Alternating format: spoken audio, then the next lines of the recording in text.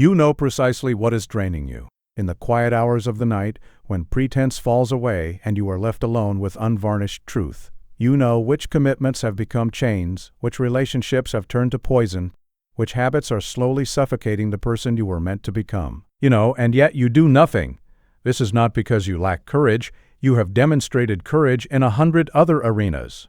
It is because no one has given you permission to eliminate what must be eliminated. Society rewards accumulation and punishes subtraction. To release anything is to admit error, and we have been taught that admission of error is weakness rather than wisdom. Let me speak plainly. You are being destroyed by your own tolerance, your willingness to endure what should never have been accepted, to carry what should have been set down long ago, to maintain what should have been ended with decision. This is not virtue. It is a failure of self-respect dressed in the borrowed clothing of patience. What follows is your permission and your blueprint, not for timid adjustment, but for decisive elimination. The life waiting on the other side of these necessary subtractions is worth whatever temporary discomfort the cutting may cause. A lightness of absolute decision I have observed, across the span of my years in Parliament, on the battlefield and in the drawing rooms of Chartwell, that the greatest leaders in history achieve their victories not by carrying the weight of accumulated resources, but by traveling with the lightness of absolute decision. Caesar crossed the Rubicon carrying not the weight of Rome's treasury, but the clarity of purpose unencumbered by alternatives. Nelson commanded at Trafalgar not through the accumulation of ships, but through the elimination of every consideration save the annihilation of the enemy fleet. This fundamental truth strikes at the very heart of why most men fail to achieve anything worthy of remembrance. They collect allies, possessions, knowledge, experiences, believing that quantity breeds quality. Yet they burden themselves with the very elements that guarantee their defeat. During the evacuation at Dunkirk, I observed a remarkable phenomenon among our retreating soldiers. Those who survived the crossing were not necessarily the strongest or best equipped, but those who had abandoned everything except the will to survive.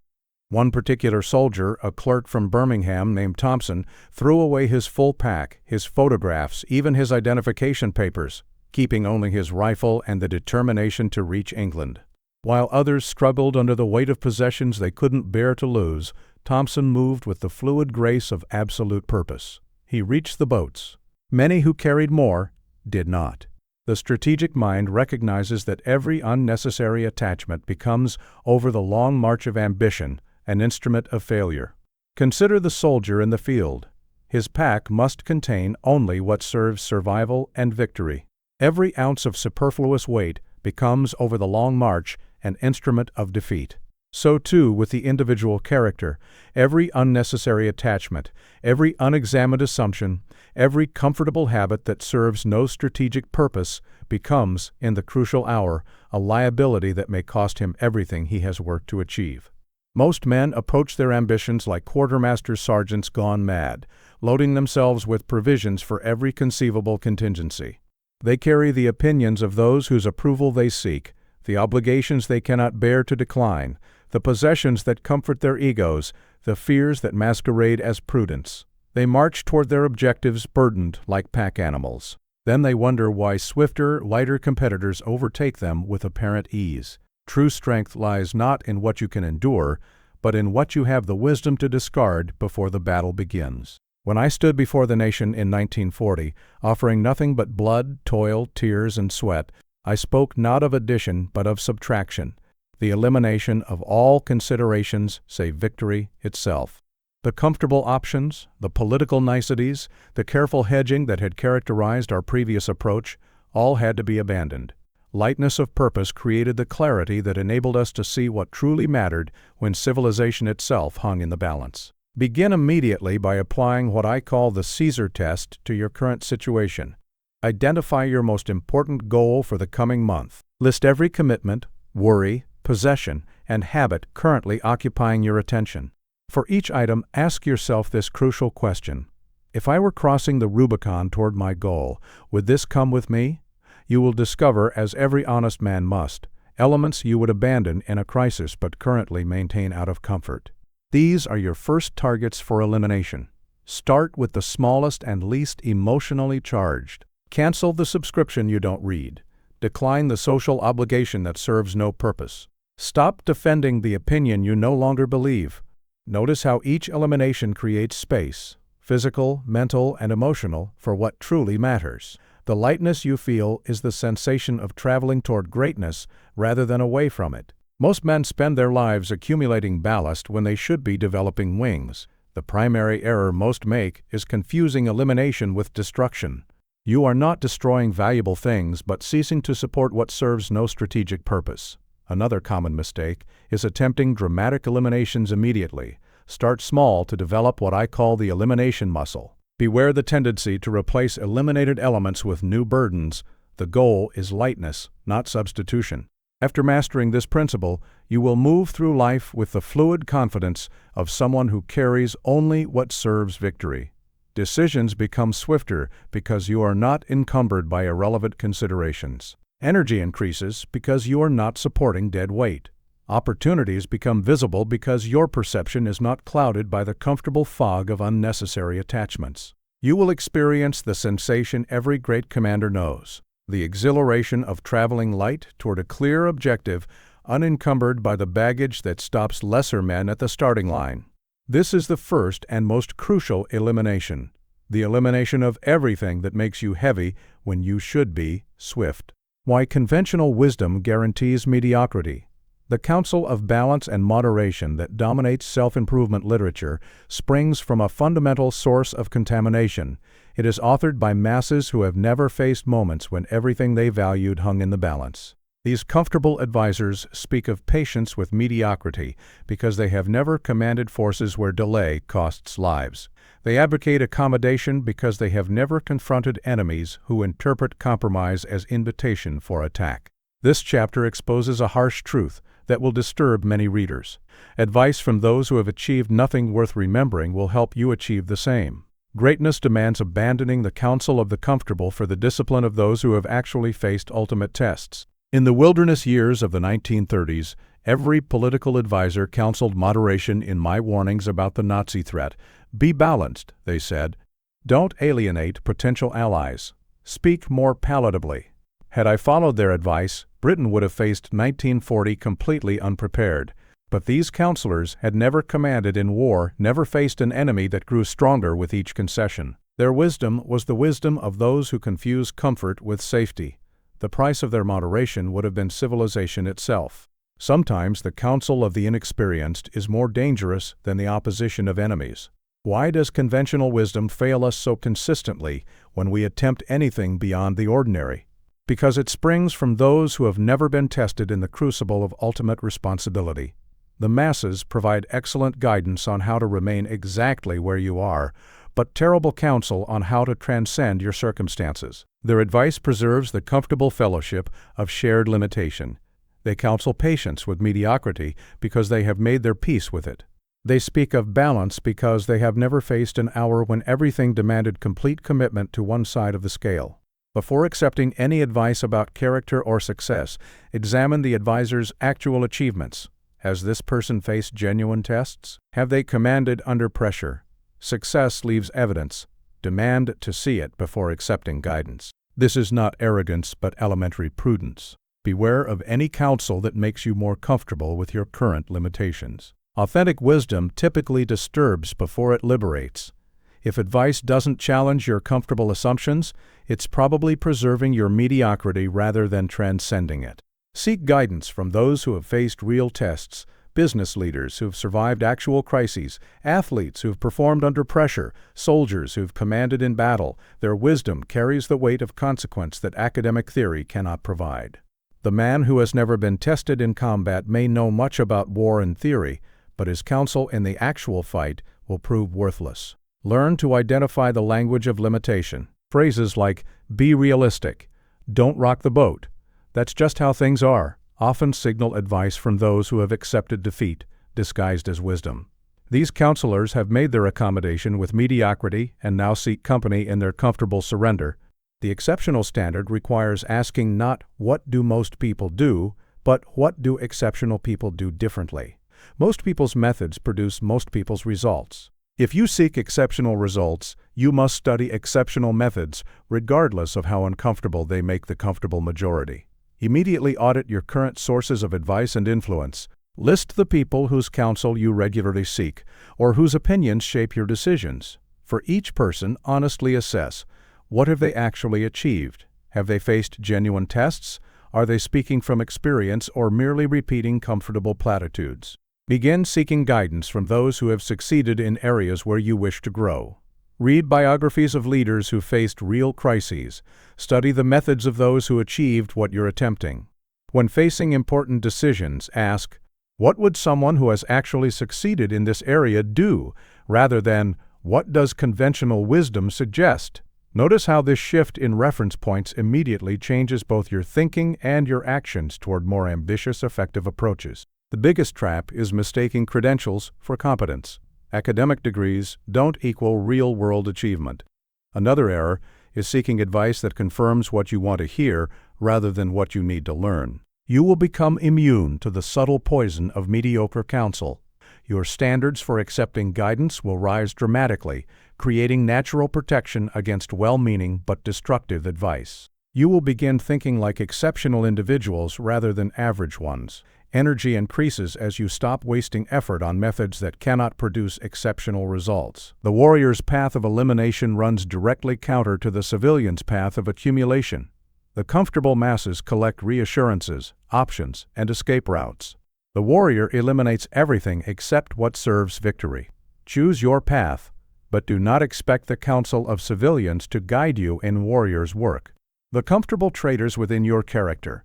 The most dangerous enemies of your greatness are not the obvious vices that everyone can see, but the seemingly virtuous traits that have earned praise from others while secretly undermining your effectiveness. These comfortable traitors disguise themselves as personality strengths: the politeness that prevents you from delivering necessary difficult truths, the humility that keeps you from claiming rightful recognition, the loyalty that binds you to mediocre associations. Unlike the drunkard who knows his vice, you defend these saboteurs because they feel like part of your identity. This chapter teaches the unsettling skill of examining your most cherished character traits with the cold eye of a general evaluating his officers. Some qualities that have defined you must be court-martialed for treason against your potential. I once knew a brilliant young officer whose consideration for others consistently prevented him from making the harsh decisions command required. He would delay difficult orders, soften necessary criticisms, avoid confrontations that might upset his subordinates. Everyone praised his kindness, yet his regiment suffered under his command because soldiers need clear direction more than gentle treatment.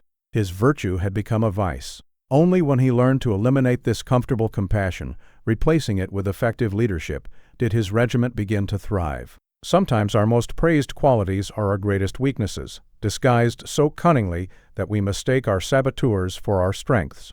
The virtue that prevents necessary action is no virtue at all, but cowardice wearing a noble mask. The humility that shrinks from deserved recognition becomes false modesty that serves the ego it pretends to deny.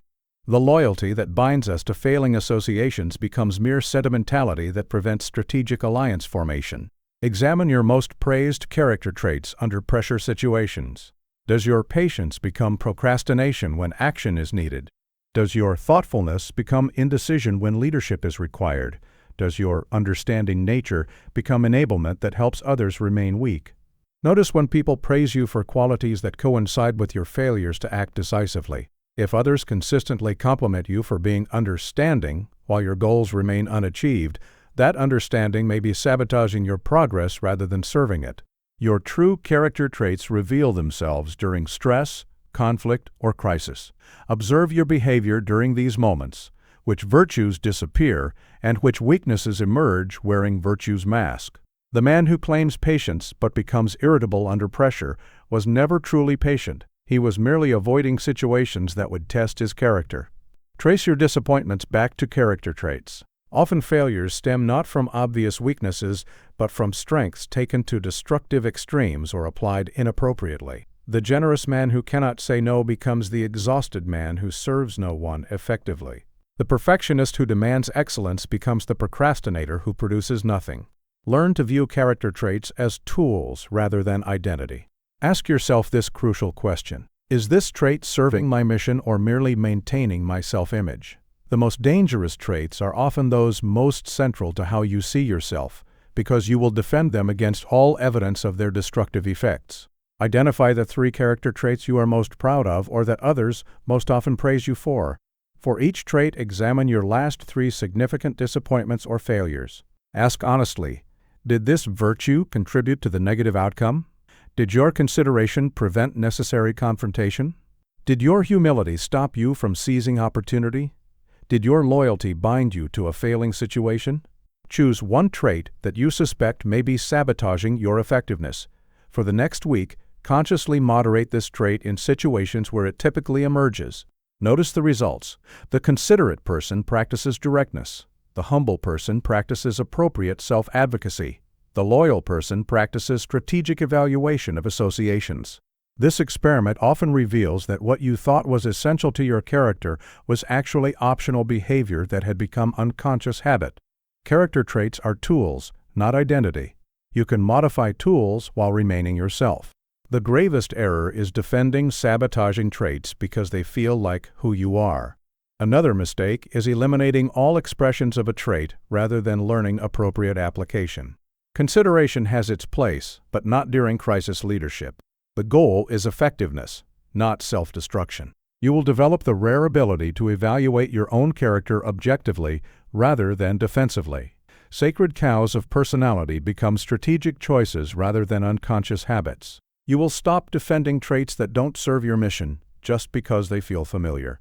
Freedom emerges as you realize that changing how you operate doesn't change who you are. It reveals who you can become. The comfortable prison of "that's just how I am" dissolves, replaced by the exciting possibility of conscious character design. Most men remain prisoners of their own praised qualities, never suspecting that their jailers wear the uniforms of virtues. Break free from this comfortable captivity and discover what becomes possible when your character serves your mission rather than your self-image. The 5-phase campaign of character transformation. Every successful military campaign follows a predictable progression: reconnaissance, preparation, engagement, consolidation, and mastery. Character transformation, properly understood, follows this same strategic sequence. Most people fail at character change because they attempt engagement without reconnaissance or consolidation without proper preparation. This chapter provides the complete operational framework that transforms random self-improvement efforts into systematic character warfare. You will learn why sequence matters profoundly. Attempting eliminations in the wrong order wastes energy and creates unnecessary resistance. The methodical approach ensures that each phase builds strength for the next, rather than depleting your resources through scattered attacks.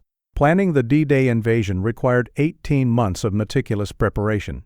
We couldn't simply attack Normandy because we felt inspired one Tuesday morning.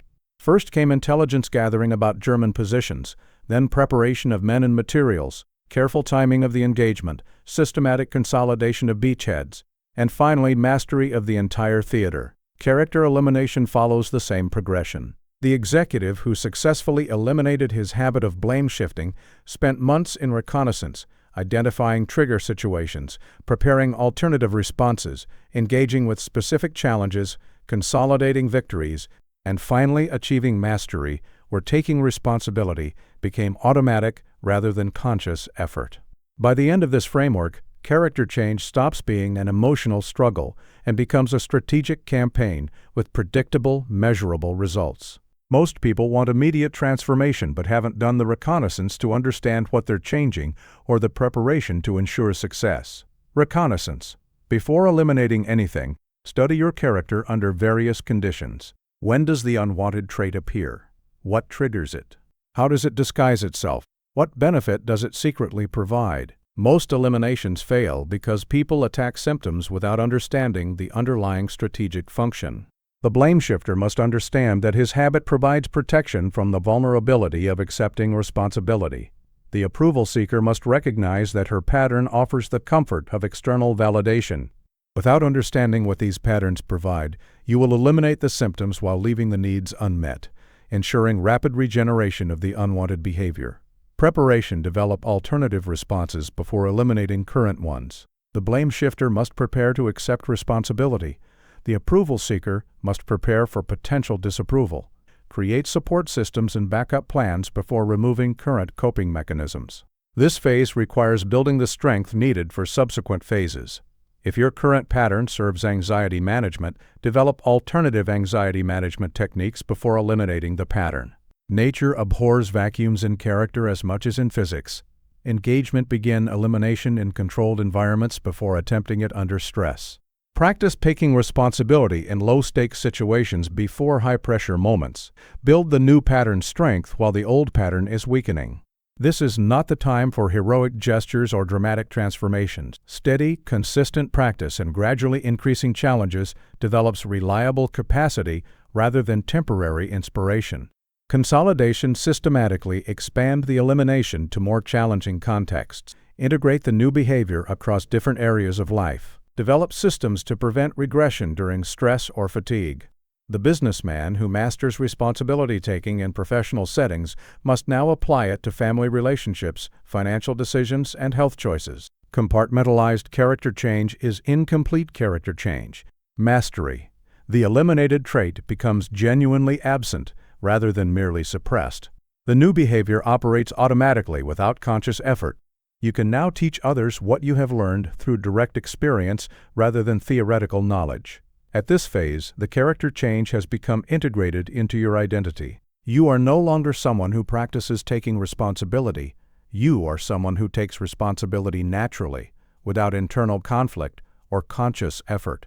Choose one character trait you identified in Chapter 3 as potentially sabotaging your effectiveness. Apply this 5-phase framework systematically. Begin reconnaissance by tracking this trait for 1 week. When it appears, what triggers it, what hidden benefit it provides. During preparation, develop 3 alternative responses for typical trigger situations. For engagement, practice these alternatives in low-risk environments first. In consolidation, gradually expand to more challenging contexts while monitoring results. Finally, reach mastery, where the new response becomes automatic. The key is progressing methodically through each phase rather than rushing to engagement. Strategic patience in the early phases creates momentum for lasting transformation in later phases.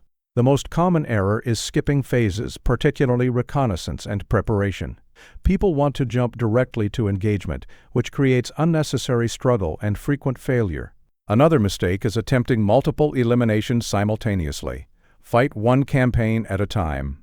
Beware of treating this as theory rather than practice. Each phase requires actual implementation, not just intellectual understanding. You will develop systematic competence in character change, rather than relying on willpower or motivation.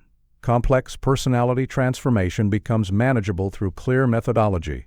Confidence increases as you experience predictable results from strategic approach. The overwhelming feeling of, "How do I change myself?" resolves into specific, actionable steps with clear success criteria. You begin approaching all personal development with military precision rather than emotional hoping, creating reliable results rather than random improvements. Character change, approached systematically, becomes as predictable as any other campaign properly planned and executed. The question is not whether you can transform your character, but whether you have the discipline to follow the proven sequence that ensures success. The greatest discovery in character work is that eliminations reveal each other in precise sequence, like advancing troops who can only see their next objective after securing their current position. Attempting to identify and eliminate multiple character saboteurs simultaneously leads to failure because each successful elimination changes your internal landscape, making previously hidden elements visible for the first time. This chapter teaches why the man who eliminates his habit of justifying mediocrity suddenly perceives, with startling clarity, his tendency to seek comfort in worthless opinions. This sequential revelation explains why previous character change attempts failed. They lacked the proper order of operations that allows one victory to illuminate the next battlefield. During the advance through France after D-Day, our commanders learned that you cannot plan the entire campaign from England. Each captured city reveals intelligence about the next objective that was impossible to gather beforehand. Similarly, a business associate of mine discovered that eliminating his habit of making excuses for missed deadlines suddenly revealed a deeper problem: his tendency to overcommit because he feared disappointing others. He had never seen this connection before because the excuse-making had masked the underlying approval-seeking. Only after removing the surface behavior did the deeper pattern become visible, allowing him to address the root cause rather than just symptoms. Each eliminated trait removes a layer of self-deception, allowing you to see deeper patterns that were previously invisible. The man who stops defending wrong positions suddenly notices how often he adopts positions for social rather than logical reasons. The woman who eliminates excuse-making discovers the perfectionist tendencies that create impossible standards, leading to inevitable failure and subsequent excuse-making.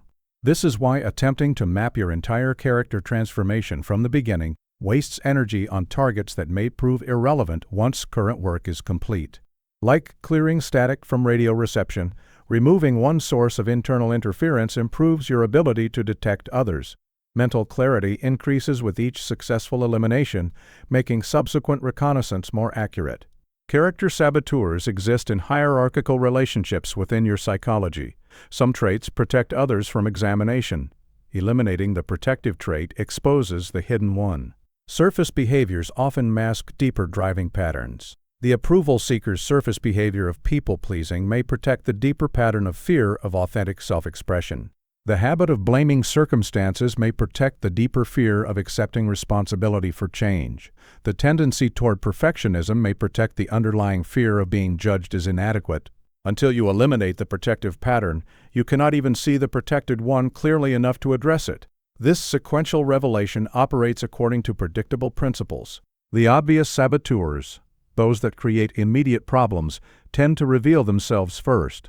These surface patterns are often symptoms of deeper character issues that will become visible only after the obvious problems are eliminated.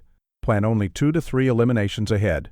Attempting to map your entire character transformation from the beginning wastes energy on targets that may prove irrelevant once current work is complete. Focus exclusively on completing your current elimination before identifying the next target. As you progress through the 5 phases, maintain what I call a reconnaissance journal, where you note new patterns or behaviors that become visible but resist immediately attacking them. When you achieve consolidation in your current campaign, then conduct reconnaissance on the newly revealed target. Often you will discover that what seemed like a separate issue is actually connected to your current work, requiring extension rather than a new campaign. The discipline of sequential focus prevents the scattered effort that dissipates energy across multiple fronts. Like a general who refuses to open a second theater until the first is secured, you maintain concentrated force that produces reliable progress rather than dramatic gestures that yield minimal results. The primary trap is what I call character elimination ADD, getting excited about newly discovered targets and abandoning current campaigns before completion. This scattered approach ensures you master nothing while attempting everything. Another error is assuming that early insights reveal the complete pattern. Deeper eliminations often transform your understanding of earlier ones. Don't mistake insight for accomplishment. Seeing a pattern clearly doesn't mean you've changed it yet. Throughout your current elimination campaign, maintain a daily log of new insights about your character. Note patterns, connections, or behaviors that become visible but are not your current target. Review weekly to track how elimination creates increasing self-awareness. This log becomes your intelligence for future campaigns while preventing distraction from current objectives. You will develop strategic patience and systematic thoroughness in character work. The overwhelming feeling of so much to change transforms into confident progression through manageable steps. Self-awareness increases dramatically as each elimination clarifies perception for the next. You stop being frustrated by the gradual nature of deep change and start appreciating how each victory builds strength for subsequent challenges. Character development becomes an engaging campaign rather than an exhausting struggle. Most discover they see more clearly about themselves after each successful elimination. Sequential revelation is not a limitation, but a gift. It prevents you from becoming overwhelmed by the magnitude of character transformation while ensuring that each elimination prepares you for the next. Trust the process. Your current victory is preparing the ground for victories you cannot yet imagine. Strategic loneliness. The isolation that signals progress. The most reliable indicator that your character eliminations are working is the emergence of strategic loneliness. The isolation that comes from refusing to participate in the comfortable fellowship of shared weakness that binds most men together. When you stop making excuses, you cannot join the universal chorus of blame that provides warm companionship in every gathering. When you eliminate the habit of seeking approval, you lose access to the mutual reassurance societies. This loneliness is not a side effect of character work. It is evidence the work is succeeding. Most people abandon their eliminations at this crucial point, mistaking necessary isolation for social failure. This chapter teaches you to recognize strategic loneliness as the price of excellence and the gateway to the profound companionship that exists only among those who have chosen strength over comfort. In my wilderness years, warning about the Nazi threat while Parliament pursued appeasement, I experienced profound political isolation. Former allies avoided me. Dinner invitations ceased. My warnings were dismissed as alarmism. The comfortable fellowship of those who preferred comfortable lies over uncomfortable truths was closed to me. Yet this isolation was evidence that I was speaking necessary truths rather than popular falsehoods. Had I moderated my position to regain social acceptance, Britain would have faced 1940 unprepared. Sometimes the loneliness of being right is preferable to the companionship of being wrong. The price of maintaining social comfort would have been national catastrophe. Most people bond over shared weaknesses, complaining, making excuses, avoiding responsibility. When you eliminate these behaviors, you become incompatible with weakness-based social groups. This creates temporary loneliness but opens space for strength-based connections. The courage to stand alone temporarily creates the opportunity for genuine fellowship eventually. Character work typically reduces the number of your relationships while dramatically improving their quality. Few people can relate to someone who has eliminated their own comfortable deceptions, but those who can offer profound companionship. You trade the shallow warmth of many weak connections for the deep strength of few powerful alliances. Every significant character transformation includes a desert period where you have left familiar social territory but haven't yet reached new fellowship. Expecting and accepting this transition prevents abandoning the journey during its most crucial phase. The desert crossing is not permanent, it is preparation for reaching the promised land of authentic relationship. When strategic loneliness emerges during your eliminations, resist the urge to compromise your progress for social comfort. Instead, use this period for deeper self-development and seeking new connections aligned with your transformed character. Begin attending events, reading books, or joining groups focused on excellence rather than comfort. Seek mentors and colleagues who have achieved what you are attempting. Participate in activities that attract people committed to growth rather than those organized around shared complaints or mutual reassurance. During social isolation periods, double down on your elimination work rather than moderating it. The loneliness signals you are breaking free from mediocrity's gravitational pull. Most people reverse course at this critical juncture, returning to familiar comfort rather than pushing through to transformed effectiveness. This is precisely the moment when perseverance determines whether you join the ranks of the transformed or return to the comfortable masses. List your current relationships and honestly categorize them. Which are based on shared growth and mutual challenge? Which are based on shared complaints and mutual comfort? Which friends support your character eliminations and which resist them? During your transformation period, consciously invest more time in growth-based relationships while gradually reducing time in comfort-based ones. The greatest danger is interpreting strategic loneliness as evidence of failure and reversing your eliminations to regain social acceptance. Another error is becoming bitter or superior toward those still operating from weakness. Your transformation serves others best through example, not judgment. You will develop the emotional resilience to pursue character excellence regardless of social pressure. Temporary loneliness no longer triggers abandonment of worthwhile goals. You begin attracting relationships based on strength rather than shared weakness. The desperate need for approval transforms into genuine selectivity about whose opinion matters. Strategic loneliness is the temporary price of permanent transformation. Pay it gladly, knowing that on the other side awaits the fellowship of those who have chosen excellence over comfort. This is not isolation, it is graduation from the school of mediocrity into the university of greatness. Character intelligence under fire. The 10 elements you must eliminate reveal themselves most clearly not during calm reflection, but under pressure, stress, and conflict. Just as military intelligence requires studying enemy movements during actual combat rather than peacetime maneuvers, Character reconnaissance demands examining your responses during real-world challenges rather than comfortable self-analysis.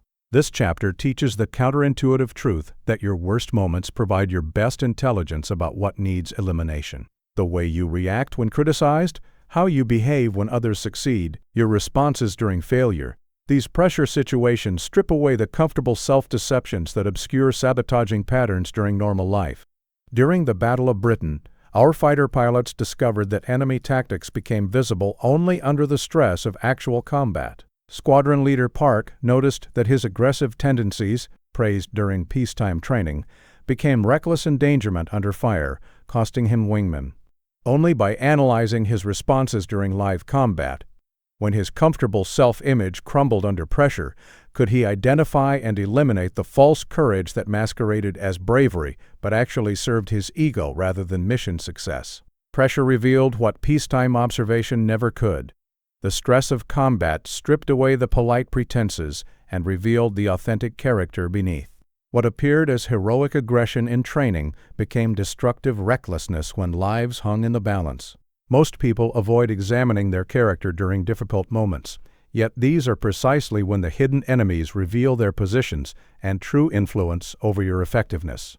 Character reconnaissance requires the same ruthless honesty that military intelligence demands. Wishful thinking costs battles, and self-deception costs character development.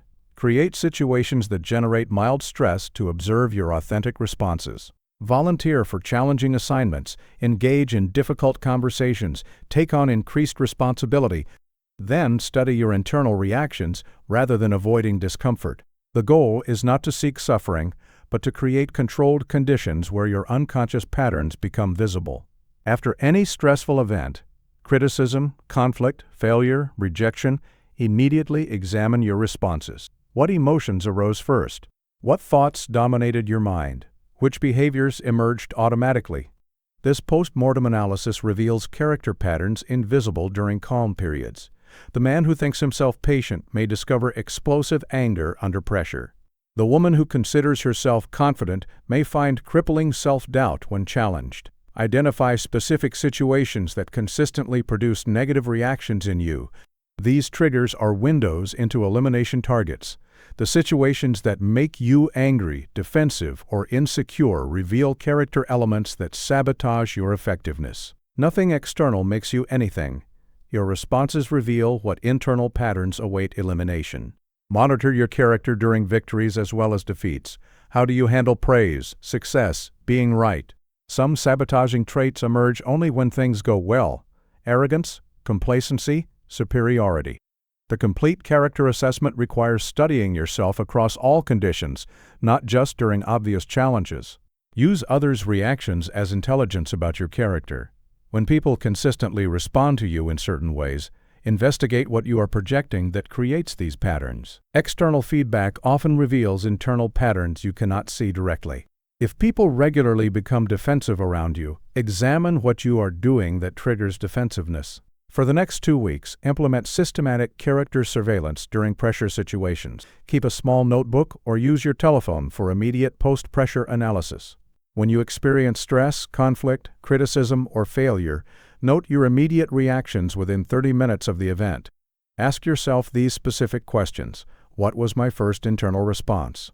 What emotion dominated? What did I want to say but didn't? What did I actually say? How did my body react?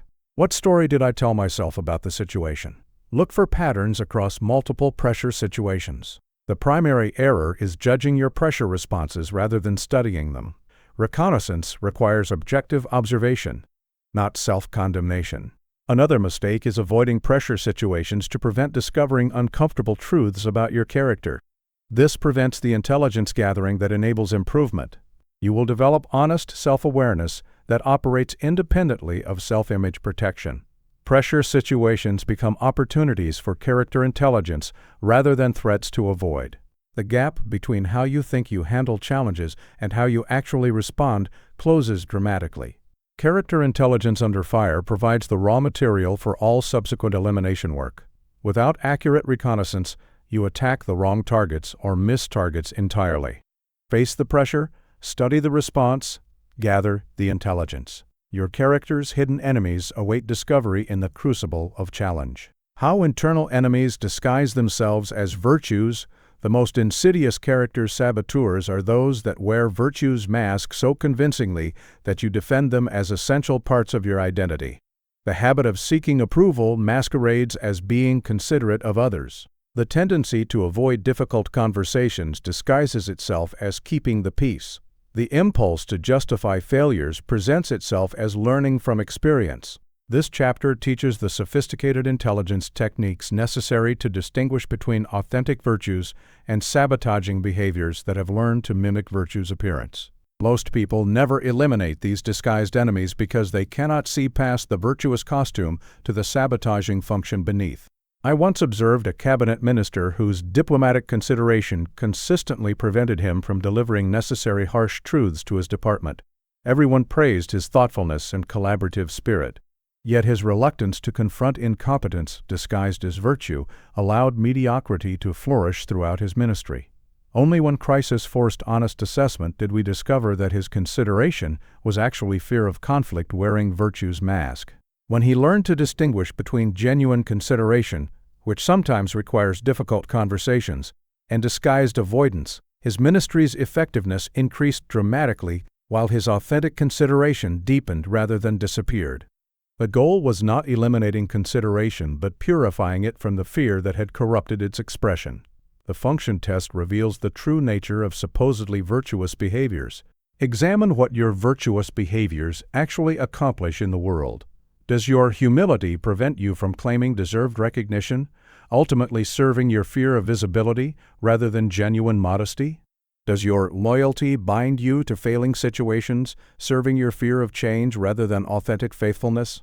Authentic virtues strengthen your strategic position over time. Disguised saboteurs weaken it while providing emotional comfort. True virtues operate appropriately across different contexts. Disguised saboteurs appear most strongly when their opposite would serve you better.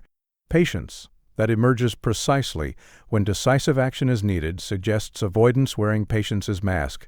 Track the results of your supposedly virtuous behaviors over time. Authentic kindness ultimately helps others develop strength and capability. Disguised people-pleasing often enables their weakness while depleting your energy. Real strength produces consistently good results. False strength produces frustration disguised as nobility. Genuine virtues can be consciously modulated when circumstances require different responses.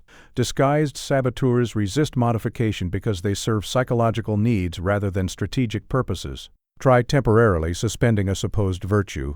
If you experience panic or identity crisis, you have likely identified a saboteur rather than authentic virtue. Notice when others praise you for behaviors that coincide with your failures to achieve important objectives. If people consistently compliment your understanding nature while your goals remain unmet and your life remains unchanged, investigation is warranted. Sometimes the praise itself reveals the sabotaging nature of the behavior. Select 3 character traits you are most proud of or that others frequently praise you for. Apply the function test to each. What do these behaviors actually accomplish in your life? Do they strengthen or weaken your strategic position over time? For 1 week, consciously moderate each trait in specific situations. If you are praised for being understanding, practice directness in appropriate contexts. If you are known for humility, practice appropriate self-advocacy. If people appreciate your flexibility, practice appropriate firmness when the situation demands it. Observe the results carefully. Often you will discover that what you thought was essential virtue was actually optional behavior that had become unconscious habit. The goal is not eliminating authentic virtues, but distinguishing them from sabotaging behaviors that learn to mimic virtue's appearance. The greatest danger is defending sabotaging behaviors because they feel virtuous or because others praise them. Remember that ineffective people often appreciate behaviors that prevent you from becoming threatening to their comfort. Another error is eliminating all expressions of a quality instead of learning appropriate application. You will develop sophisticated ability to distinguish between authentic virtue and emotional camouflage. Sacred character traits become strategic choices rather than unconscious patterns. Freedom emerges from realizing that questioning virtue doesn't eliminate it, it purifies it. Your virtues become more effective because they operate from conscious choice rather than unconscious compulsion. Others begin experiencing your character as more genuine because it serves authentic purpose rather than hidden psychological needs. Virtue corrupted by fear or ego is no virtue at all, but sabotage wearing noble clothing. Strip away the disguises, purify the authentic, eliminate the false. What remains will serve both you and others far more powerfully than what you protected before. The mutual support networks of character saboteurs do not operate as isolated behaviors, but form sophisticated support networks that provide each other with covering fire, making isolated elimination attempts ineffective. The habit of making excuses protects the tendency to overcommit by providing escape routes when failure occurs. The need for approval supports excuse-making by creating audience sympathy that reinforces victim narratives.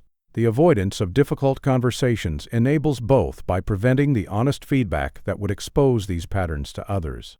This chapter reveals how to map these interconnected systems within your character and why successful elimination often requires coordinated attacks on multiple elements simultaneously. Understanding these networks explains why previous character change attempts fail despite good intentions. You are attacking symptoms while leaving support systems intact, ensuring rapid regeneration of eliminated behaviors. During the planning for D-Day, we discovered that German coastal defenses were not independent fortifications, but interconnected networks where each position supported others through overlapping fields of fire. Attacking individual bunkers failed because neighboring positions would provide covering support, allowing quick reinforcement and reconstruction. Success required coordinated assault that neutralized entire network sectors simultaneously. Similarly, a business colleague discovered that his procrastination habit was supported by perfectionist tendencies that provided excuse for delay and people-pleasing patterns that avoided disappointment by never finishing what could be criticized. Eliminating procrastination alone failed because the supporting elements remained intact, ready to regenerate the eliminated behavior. Eliminating the entire support network succeeded where isolated attacks had failed. When you identify one sabotaging behavior, trace its connections to other patterns within your character. What enables this behavior to persist despite your conscious desire to change it? What other behaviors would weaken if this one disappeared? What supports would remain intact, ready to regenerate the eliminated pattern? Some character traits exist primarily to protect others from detection or elimination. Charm may protect manipulation from being recognized as such. Humor may shield insecurity from examination. Excessive busyness may cover avoidance of important but difficult tasks. Identify which traits serve protective functions versus primary sabotage functions. Look for behaviors that strengthen each other in cyclical patterns. Approval seeking creates situations requiring excuse-making when you inevitably fail to meet everyone's expectations, which generates guilt requiring more approval seeking for emotional relief. Breaking such cycles requires simultaneous intervention at multiple strategic points. Every sabotaging behavior requires emotional, mental, or social supplies to maintain itself. People-pleasing requires audiences who appreciate the pleasing. Victim mentality requires sympathetic listeners who validate the victim narrative. Excuse-making requires situations where accountability remains optional. Cutting supply lines can prove more effective than direct assault on the main behavior. Using your pressure intelligence from Chapter 7 and disguise awareness from Chapter 8, create a character network map. Draw your identified sabotaging behaviors as connected circles with lines showing how they support each other. For each behavior, ask, what other patterns enable this one to survive? What would happen if this disappeared? What other behaviors would strengthen to compensate? What supplies does this behavior require to operate effectively? Once you understand the network structure, design your elimination strategy to address interconnections rather than isolated behaviors. Sometimes eliminating a minor supporting behavior causes a major problem to collapse naturally. Other situations require coordinated pressure on multiple points simultaneously to prevent mutual reinforcement. Test your network map by temporarily suppressing one element and observing how others respond. Do they strengthen to compensate for the missing element? Do some weaken without their support? Do new patterns emerge to fill functional gaps? This reconnaissance reveals which connections are truly strong and which are merely apparent. The primary error is attempting to eliminate major behaviors while leaving their support networks intact, like cutting down a tree while leaving its root system undisturbed. Another mistake is assuming all connections are equally important. Some relationships prove crucial, while others remain incidental. You will begin thinking systematically about character rather than addressing isolated behaviors. Complex personality patterns become manageable through network analysis. Failed previous attempts finally make sense as you understand why attacking symptoms failed to produce lasting change. Strategic thinking replaces willpower as your primary tool for character transformation. The overwhelming feeling of so much to fix transforms into clear understanding of leverage points where small changes produce major results.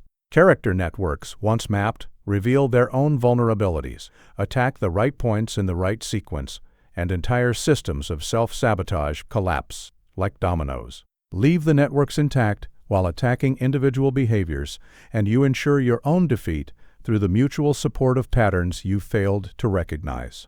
The replacement principle, surgery without warfare. The most crucial distinction between successful and failed character elimination is understanding replacement versus suppression. Internal warfare, fighting against unwanted character elements, exhausts your energy while strengthening the patterns you are trying to eliminate. The replacement principle works like architectural renovation. Instead of dynamiting unwanted structures, which damages surrounding buildings, you redirect support systems until old structures naturally collapse while new ones strengthen. This chapter teaches you to stop feeding unwanted character patterns your attention, energy, and identity, rather than battling them directly. When you cease supporting a behavior, like removing scaffolding from a building, it collapses from a lack of maintenance without internal struggle. A Royal Navy captain I knew struggled with explosive anger during crisis situations. Direct suppression failed. The pressure simply built until it erupted more violently than before. Instead, he began redirecting the energy that fed his anger into immediate problem-solving action. When situations triggered rage, he channeled that intensity into rapid solution generation rather than fighting the anger itself. Within months, colleagues noticed his remarkable calmness under pressure. He hadn't eliminated intensity. He had redirected it toward effectiveness. The anger simply disappeared from lack of attention, like a fire deprived of oxygen. The energy that once fed destructive emotion now powered constructive response. Every unwanted behavior draws energy from specific sources within your character. Instead of fighting the behavior directly, redirect its energy source toward desired patterns. Transform the intensity that feeds anger into problem-solving focus. Channel approval-seeking energy into achievement-focused effort. Redirect perfectionist energy into excellence without paralysis. Unwanted patterns weaken when deprived of attention. Stop analyzing why you have the pattern. Stop discussing it with others. Stop monitoring its appearances obsessively. Like ignoring a child's tantrum, withdrawal of attention often dissolves unwanted behavior naturally, while direct confrontation strengthens it through engagement. Separate your sense of self from the unwanted behavior. Instead of, "I am impatient," think, "Patience is developing." Instead of, "I'm a perfectionist," think, "I sometimes seek perfection unnecessarily." This disconnection prevents defending the behavior as part of your identity, making elimination possible without identity threat. Replace entire behavior systems rather than individual actions. Create new routines that fulfill the same underlying needs more effectively. If procrastination provided escape from overwhelming pressure, replace it with systematic pressure management rather than forced productivity. Address the function, not just the symptom. Allow better behaviors to crowd out worse ones rather than creating behavioral vacuums. When you stop making excuses, immediately begin taking responsibility. When you stop seeking inappropriate approval, immediately begin contributing authentic value. Nature abhors vacuums in character as much as in physics. Choose one character pattern you have identified for elimination. Instead of fighting it directly, analyze what energy, attention, and identity support it receives from you currently. Design a replacement system. If excuse-making gets your creative energy, redirect that creativity towards solution finding. If approval-seeking gets your social attention, redirect it toward contributing value to others. For 1 week, practice energy redirection every time the unwanted pattern begins to emerge. Don't fight the pattern, simply redirect its fuel toward your replacement behavior. Notice how this feels different from suppression or willpower approaches. Most people discover that replacement feels empowering rather than depleting, creating positive momentum rather than internal struggle. The biggest error is trying to create behavioral vacuums, eliminating patterns without replacing their underlying function. Another mistake is expecting immediate results. Replacement takes time to establish while old patterns gradually weaken. Beware of monitoring eliminated patterns too closely, which gives them continued attention and energy. Don't confuse replacement with rationalization. You are actually changing behavior, not just reframing it. Ensure your replacement behaviors are genuinely beneficial, not different versions of the same underlying dysfunction. Character change becomes energizing rather than exhausting when properly approached. Internal conflict decreases as replacement patterns strengthen naturally. You stop feeling like you are fighting yourself and start feeling like you are building yourself into something better. Energy previously wasted on internal battles becomes available for external achievement. The sensation of forcing change transforms into the experience of growing into your authentic potential. Others notice increased effectiveness and consistency because your behavior stems from genuine development rather than suppressed struggle. Replacement principle eliminates the civil war within your character that exhausts so many good intentions. Instead of fighting yourself, you redirect yourself. Instead of destroying unwanted patterns, you starve them while feeding better ones. Surgery without warfare. This is the path to lasting transformation. The stealth integration of character change. The most effective character eliminations happen invisibly, integrated into natural life rhythms rather than announced as special disciplines. The executive who eliminates excuse-making doesn't declare this intention, but simply stops making excuses during normal business interactions. This stealth approach prevents both internal resistance, which emerges when you declare war on yourself, and external scrutiny, which creates social pressure to prove change rather than simply embodying it. Dramatic character change announcements usually fail because they create expectation pressure that triggers defensive patterns. This chapter teaches you to weave elimination so seamlessly into daily life that the changes appear effortless to observers while being strategically intentional for you. Lord Mountbatten mastered this principle during his naval career. Rather than announcing his intention to eliminate his tendency toward indecisive deliberation, he simply began making faster decisions during routine ship operations. Crew members gradually noticed their captain's increased decisiveness, but attributed it to experience rather than conscious change. This prevented the skepticism and testing that often accompany announced improvements. Within 6 months, his reputation for swift decision-making was established throughout the fleet. The change appeared natural and effortless because it was integrated invisibly into existing responsibilities rather than presented as dramatic personal transformation. Embed elimination practices within existing daily activities rather than creating separate character work time. Practice taking responsibility during normal business meetings. Practice directness during regular conversations. Practice patience during ordinary frustrations. The goal is seamless integration, not artificial segmentation. Make changes without announcing them to others or yourself. Simply begin operating differently in natural situations. This prevents performance pressure and allows authentic development without artificial timeline expectations. The moment you announce character work, you create an audience that expects to see progress, often triggering the very patterns you seek to eliminate.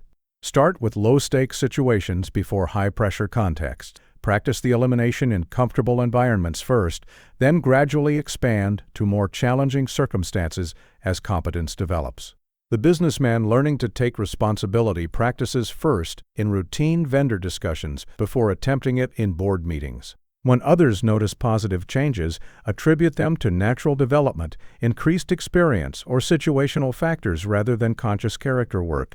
This prevents unwanted attention and advice while protecting the integration process. Most people cannot handle knowing about ongoing character transformation without either discouraging it or monitoring it inappropriately. Share your character work only with trusted mentors or advisors who can provide genuine support without creating performance pressure. The majority of people lack the sophistication to support character transformation properly. They either become skeptical critics or anxious cheerleaders, both of which disrupt the natural integration process. Concentrate on implementing replacement behaviors rather than monitoring elimination success. Focus on what you are building rather than what you are removing. This positive orientation supports natural development while avoiding the self-consciousness that often sabotages character change efforts.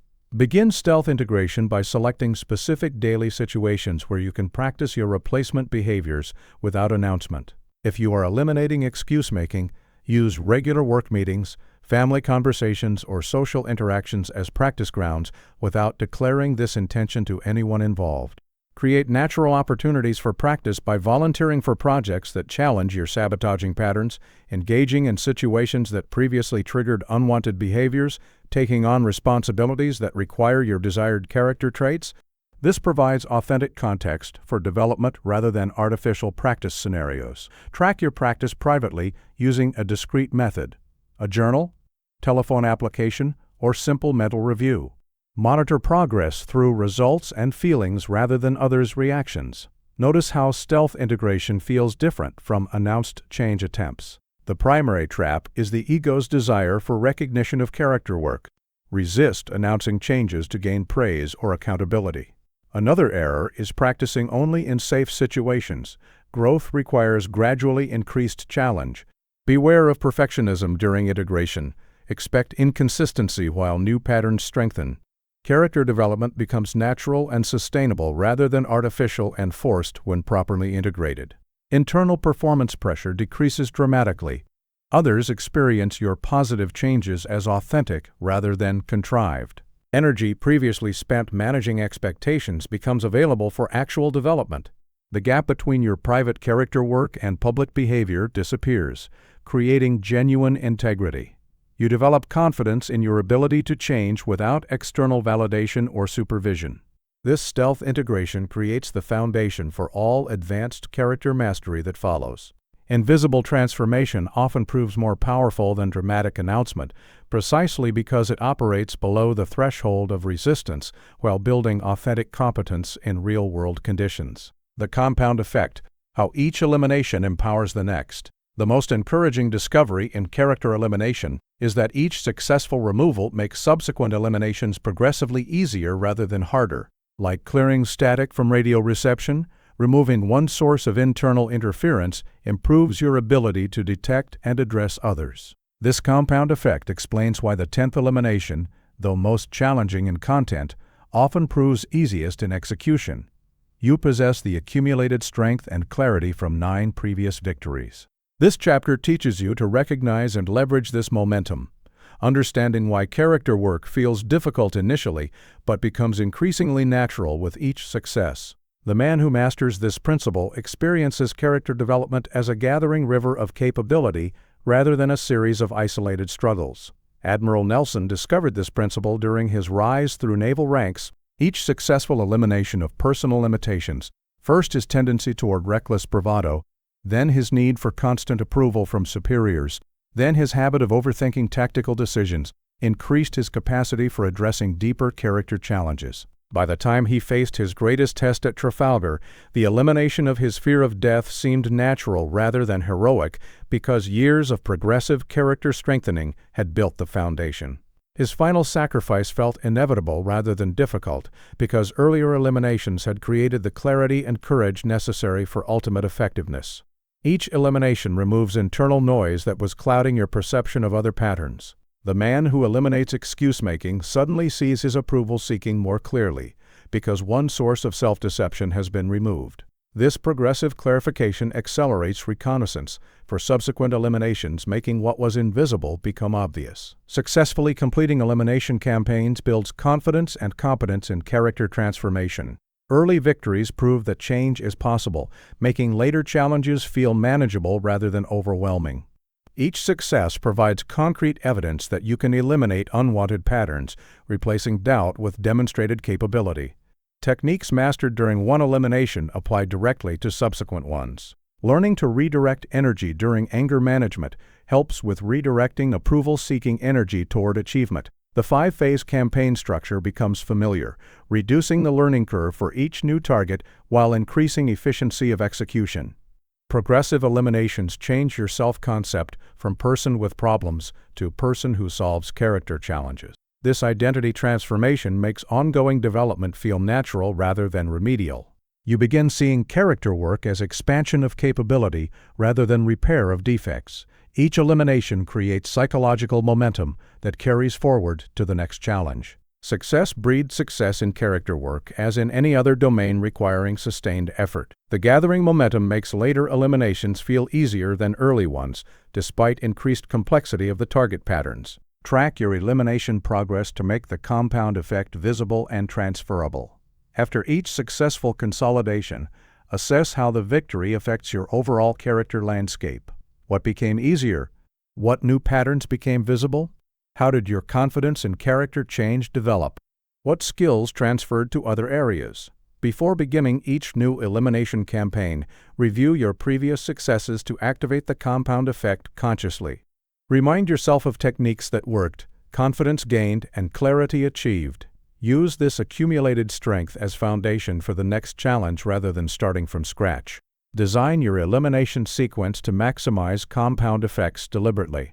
Plan easier eliminations first to build momentum, followed by those that will clarify perception for deeper targets. Consider which eliminations will transfer skills most effectively to subsequent challenges, creating maximum leverage from each victory. Celebrate consolidation victories appropriately, not to reward yourself like a child, but to acknowledge genuine progress and activate confidence for continuing development. Recognition of achievement builds the momentum that makes subsequent challenges feel surmountable rather than overwhelming. The main error is not recognizing compound effects, which leads to approaching each elimination as if starting from scratch rather than building on accumulated strength. Another mistake is becoming overconfident after early successes and attempting eliminations beyond your current capacity. Character development transforms from overwhelming project to manageable process when compound effects are properly leveraged. Confidence in your ability to change increases progressively with each consolidation. What once seemed impossible begins feeling inevitable through accumulated proof of capability. Internal chaos decreases as each elimination clarifies your character landscape. The exhausting feeling of so much to fix evolves into the energizing sense of steady progress toward excellence. You develop genuine expertise in character transformation, becoming someone who approaches personal limitations as solvable challenges rather than permanent fixtures. The compound effect ensures that your final eliminations feel easier than your first, despite their greater complexity. Trust this progression. Each victory prepares the ground for victories you cannot yet imagine. The transformation of identity. From victim to author, the individual who successfully eliminates these character saboteurs cannot continue viewing himself as subject to fate, chance, or the machinations of others.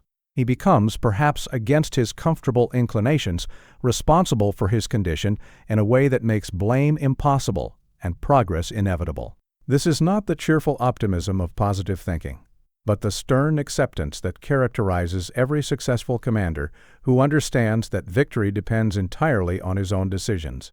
This chapter addresses the profound identity transformation that occurs when you can no longer claim that circumstances, other people, or your own limitations prevent you from achieving your objectives.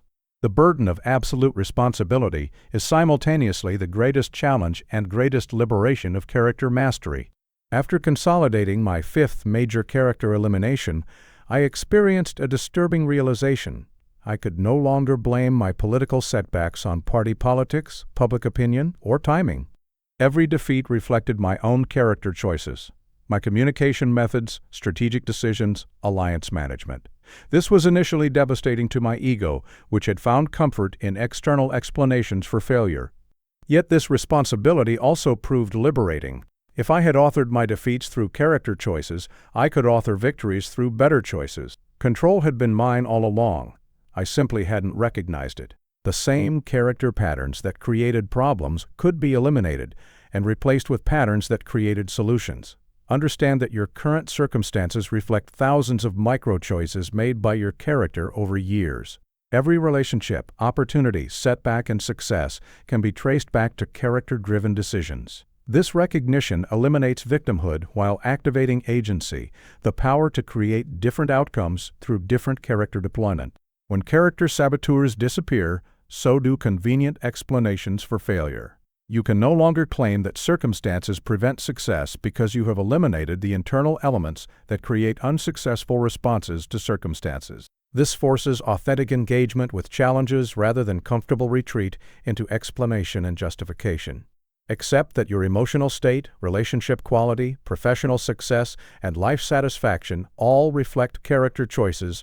This acceptance transforms you from someone things happen to into someone who makes things happen through strategic character deployment. Learn to separate what you control, your character responses, from what you don't control, external events. Focus exclusively on optimizing your responses while accepting external variables as given. This distinction eliminates frustration with uncontrollable factors while maximizing effectiveness with controllable ones. Rebuild your self-concept around character mastery rather than circumstances or achievements.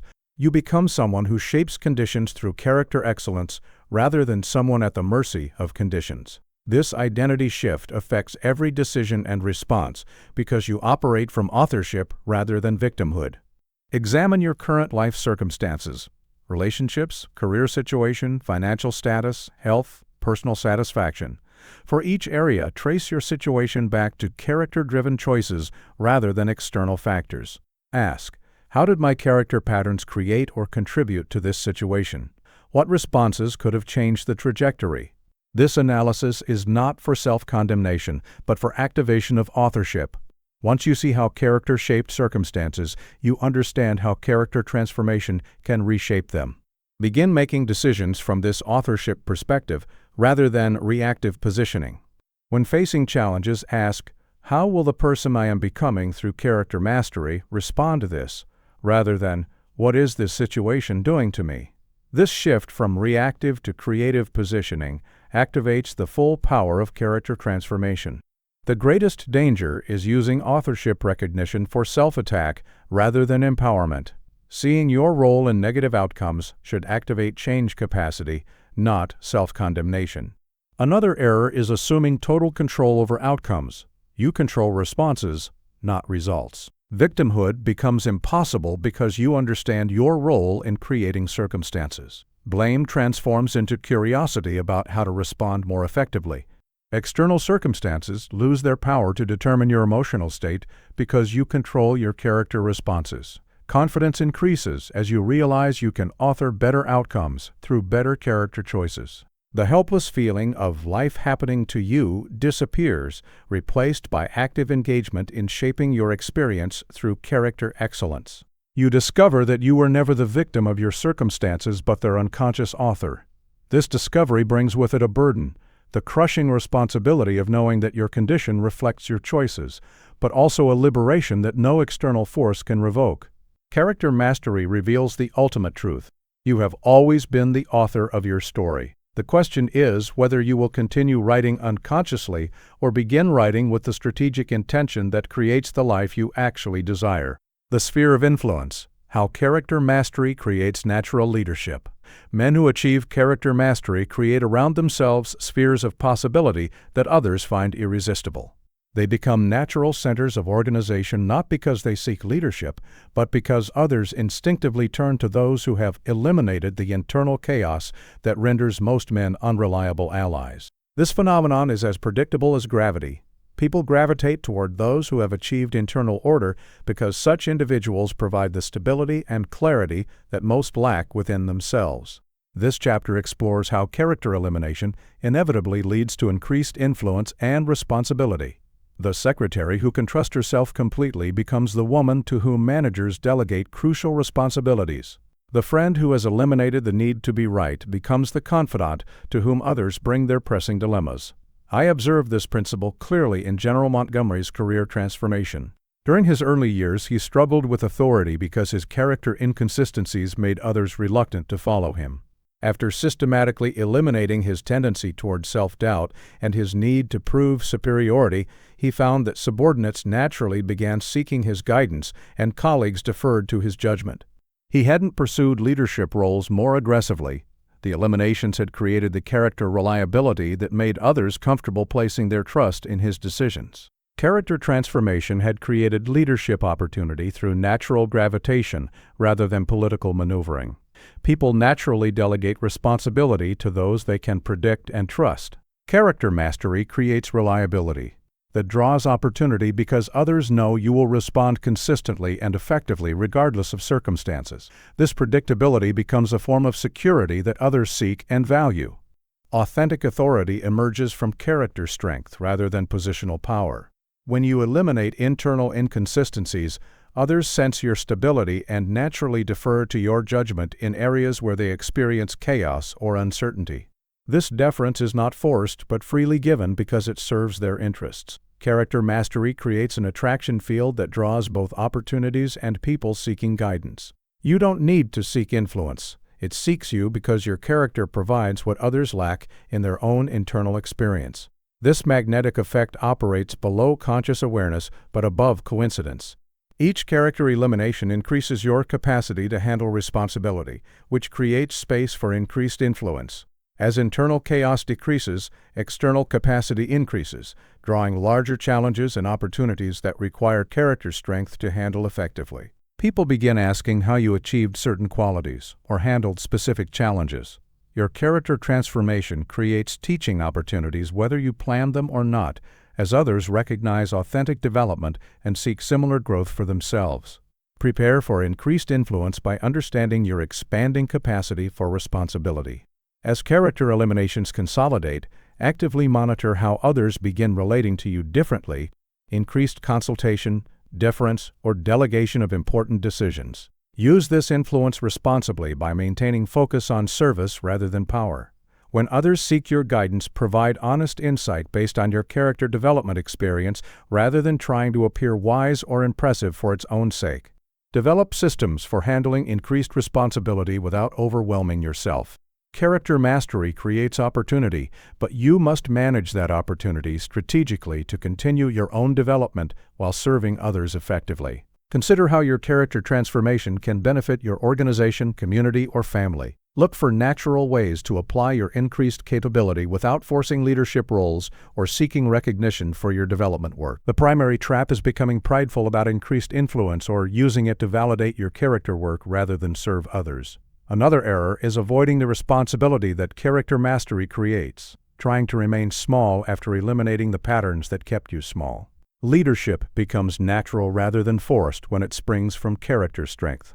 Others seek your guidance without you needing to establish authority artificially. Influence flows from character excellence rather than positional power or political maneuvering. You become comfortable with the responsibility that character mastery creates rather than shrinking from it. The anxiety about whether others will follow your lead disappears because your character naturally draws cooperation and trust. Character mastery creates leadership opportunities whether you seek them or not. The question becomes not whether you will gain influence, but whether you will use that influence wisely for the benefit of those who naturally turn to you for guidance and direction. Accept the mantle that character mastery places upon your shoulders. Others need the example and guidance that only those who have done the work can provide. The civilizational imperative, why your character work matters to history, a nation composed of men who have eliminated these character saboteurs, would be ungovernable by demagogues, unconquerable by enemies, and untempted by the comfortable lies that lead republics to ruin. This is not hyperbole but mathematical certainty. Such men cannot be bribed because they have eliminated the needs that make bribery effective, cannot be intimidated because they have eliminated the fears that make intimidation possible, cannot be deceived because they have eliminated the desires that make deception attractive. This final chapter addresses why your character work transcends personal improvement to become civic duty, individual integrity becomes national security, and character mastery becomes patriotic responsibility. The tragic choice most men make, preferring warm companionship of shared weakness to cold fellowship of shared strength, multiplied across millions of lives, shapes the character of ages. During Britain's finest hour, our survival depended not on superior weapons or numbers, but on the character of individuals who had learned to eliminate fear of death, comfort-seeking, and blame-shifting from their responses to crisis. Each pilot who faced overwhelming odds without retreat, each civilian who endured bombardment without breaking, each leader who made difficult decisions without excuse, all had undergone personal character eliminations that enabled their historical contribution. Individual character work had become collective survival capability. Personal transformation had created civilizational resilience when it mattered most. The fate of democracy itself hung on whether enough individuals had eliminated the internal enemies that would have made resistance impossible. National character equals the sum of individual character. Every personal elimination contributes to collective capability. Your character work affects not just your life, but the society you share with others. Individual transformation scales to civilizational impact through the accumulated choices of citizens. Societies of character-mastered individuals resist manipulation because they have eliminated the internal weaknesses that demagogues exploit. When citizens cannot be bribed, intimidated, or deceived, corrupt leadership becomes impossible. Democracy depends on the character of the people who participate in it. Understanding that your character development participates in humanity's largest questions, will humans govern themselves wisely? Can civilization progress beyond tribal conflict? Will truth prevail over comfortable lies? Your eliminations contribute to these outcomes through your example and influence. By demonstrating that character mastery is possible, you provide evidence to others that humans can transcend their limitations. Your transformation serves as proof of concept for human potential, encouraging others to attempt similar development rather than accepting mediocrity as inevitable. Recognize that your character work contributes to the moral and practical foundations available to future generations. Children learn what is possible from observing adults who have achieved character excellence. Your eliminations teach others that such development is achievable rather than merely theoretical.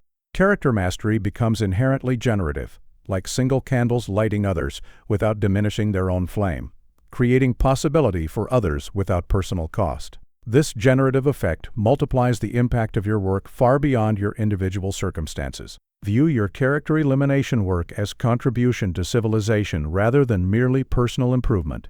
This perspective provides motivation during difficult elimination phases and prevents treating character work as selfish self-indulgence or narcissistic self-improvement.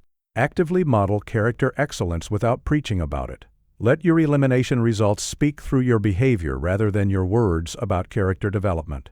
Demonstrate that humans can achieve mastery over their internal saboteurs through lived example rather than theoretical discussion.